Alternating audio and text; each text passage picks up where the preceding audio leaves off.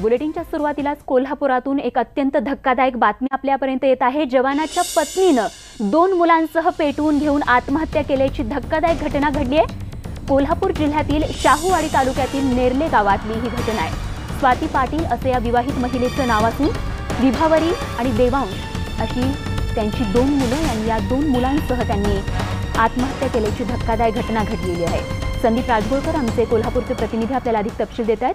संदीप, अत्यंत हृदयद्रावक मन हेलावून टाकणारी ही दुर्दैवी घटना, नेमकं कारण काय? या आत्महत्येचं कारण स्वाती अजून स्पष्ट झालेलं नाही, मात्र खूपच धक्कादायक बातमी म्हणावी लागेल। स्वाती पाटील, विभावरी पाटील आणि देवांश पाटील हे तिघही होरपळून त्यांचा मृत्यू झालेला आहे, कारण त्यांनी स्वतः पेटवून घेतला आणि ती दोन्ही जी मुलं होती ती त्यांना भिलगली होती।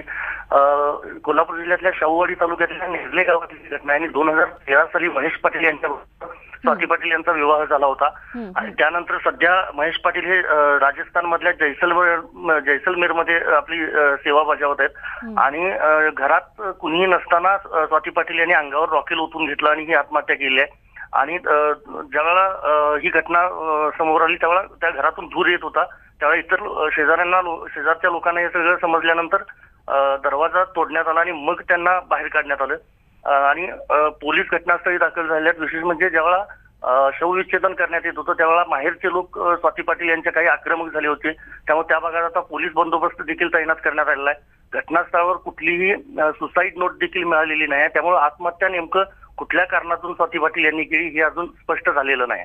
स्वाती, संदीप, धन्यवाद या माहितीसाठी।